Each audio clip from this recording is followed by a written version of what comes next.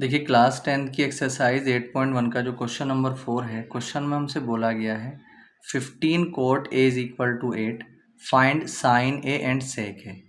तो क्वेश्चन के अंदर हमसे बोला गया है कि हमें यहाँ पर 15 cot A is equal to 8 एक रिलेशन दे रखा है, उसके बेस पे हमें साइन ए और सेक ए की वैल्यू को फाइंड करना है। ठीक है, तो चलिए इसके देखिए सॉल्यूशन में चलते हैं।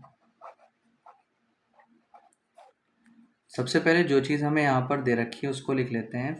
15 cot A is equal to यहाँ पर 8 दे रखा है। तो यहाँ से कोट ए की वैल्यू सबसे पहले हम यहाँ पर निकाल लेंगे। Cot A is equal to कितना आ जाएगा 8 और अपॉन में 15।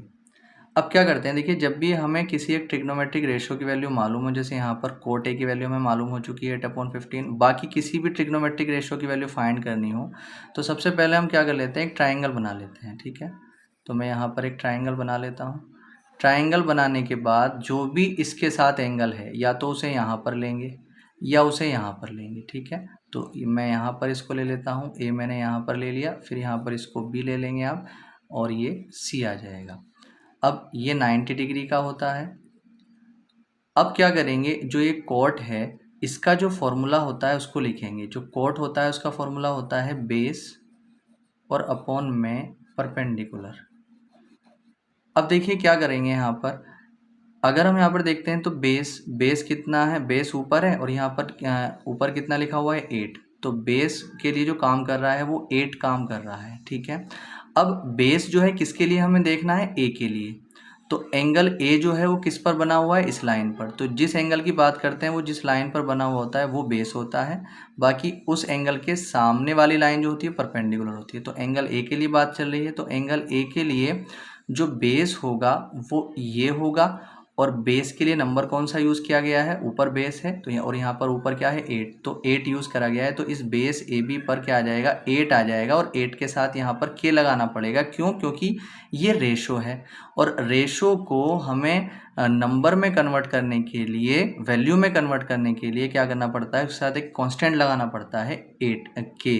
तो यहाँ पर हमने 8 के ले लिया है। इसी तरह से अगर हम ए के लिए बात करते हैं तो इसके लिए जो परपेंडिकुलर है वो उसके लिए 15 यूज़ हुआ है। तो एंगल ए के लिए जो परपेंडिकुलर होगा वो कौन सा होगा, बी सी होगा, क्योंकि जिस एंगल की बात करते हैं उसके सामने वाली जो लाइन होती है वो परपेंडिकुलर होता है। तो यहाँ पर ये आ जाएगा 15, और इसके साथ भी हम के लगा लेंगे। ठीक है, अब हमें इन दोनों की वैल्यू निकालनी है। देखिए किसी की भी वैल्यू अगर हमें निकालनी हो और ट्राइंगल की बात चल रही हो तो ट्राइंगल में पहले ये देख लिया करेंगे तीनों की तीनों साइड हमें गिवन है या नहीं। अगर तीनों साइड गिवन है तो निकाल लिया करो उनको आगे, बाकी अगर नहीं है तो सबसे पहले उन साइड्स को ही हम पाइथागोरस थ्योरम से निकालेंगे। तो हम यहाँ पर लिखेंगे in triangle A B C में हम राइट एंगल ट्राइंगल लगाएंगे, सॉरी पाइथागोरस थ्योरम लगाएंगे। पाइथागोरस थ्योरम क्या होती है, 90 डिग्री के जो सामने वाली लाइन होती है यानी ए सी उसका स्क्वायर इज इक्वल टू जो ए बी है बेस उसका स्क्वायर प्लस जो बी सी है उसका स्क्वायर। ठीक है, तो ए सी की अगर हम बात करें तो ए सी हमारे पास कितना है हमें निकालना है, और ए बी की बात करेंगे तो कितना आ जाएगा 8 के इसका स्क्वायर, और जो बी सी है 15 उसका 15 के का स्क्वायर। ठीक है, तो यहाँ पर ए सी स्क्वायर को हमने ऐसे रखा, 864 होता है, के का स्क्वायर के स्क्वायर, 15 का 225, और यहाँ पर आ जाएगा के स्क्वायर। ठीक है, अब यहाँ पर ए सी स्क्वायर को हम ऐसे रखेंगे, और 64 जब ये ऐड हो जाएंगे दोनों, 4 और 5 9, 2 6 8, और ये 2, और ये के स्क्वायर जब देखेंगे इसको तो ए सी के ऊपर से अगर स्क्वायर हटा देते हैं तो सामने वाले के ऊपर हमें रूट लगाना पड़ता है। अब क्या करेंगे, यहाँ पर ए सी को हम ऐसे रखेंगे, और जो 289 है, 289 का स्क्वायर रूट होता है 17, और ये के स्क्वायर का होता है के। तो यहाँ पर हमें मिल जाएगा 17 के। अब देखिए यहाँ पर अगर हम देखते हैं तो हमारे पास तीनों साइड आ चुकी हैं, तो जो भी हमें निकालना है हम उसको निकाल सकते हैं। सबसे पहले हमें निकालना है क्या, साइन ए।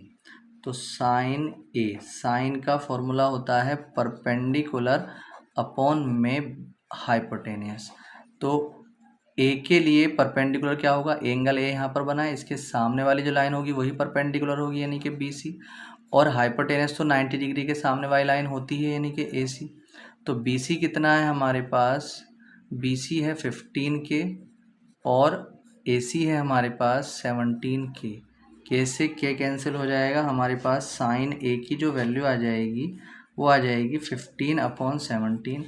अब यहाँ पर हमें दूसरा निकालना है सेक ए। जब सेक ए की वैल्यू निकालेंगे तो सेक का जो फॉर्मूला होता है वो होता है हाइपोटेनियस अपॉन में बेस।